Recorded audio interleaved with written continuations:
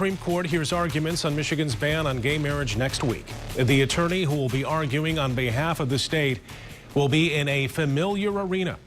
Grand Rapids lawyer John Bursch will be making his 9th appearance before the nation's highest court, defending Michigan's 11-year-old ban on same-sex marriage.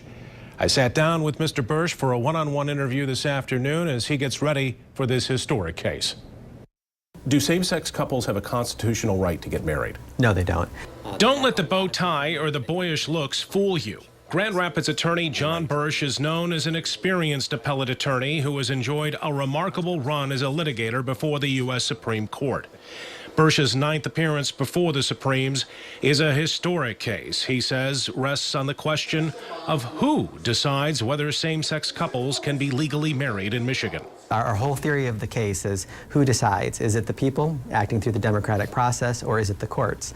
And the courts have been silent on this issue. In fact, in a dozen cases going back over the years, the U.S. Supreme Court has always said that it's the state's power to define marriage. Bursch argues the U.S. Constitution doesn't require a broader definition of marriage, and if anything, Michigan should support defining marriage as a union made between a man and a woman.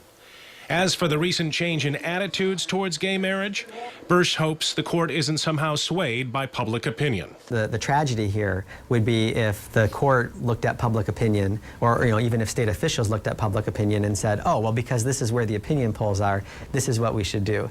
Every state official has a duty to defend. They shouldn't veto a state law based on their own personal interests or how they think the polls are blowing. And the United States Supreme Court shouldn't impose a vision on marriage on everybody when democracy will take care of that problem. Bursch will be defending Michigan's marriage definition that voters approved in 2004. This lawsuit was first filed in court in 2012. Last year, a federal judge overturned Michigan's ban, but months later, a circuit court reversed that decision. So it all comes down to this. The Supreme Court will hear arguments on Tuesday and issue a ruling on this sometime in June. Next week, I'll be inside the U.S. Supreme Court during those arguments, bringing you access that you won't get anywhere else.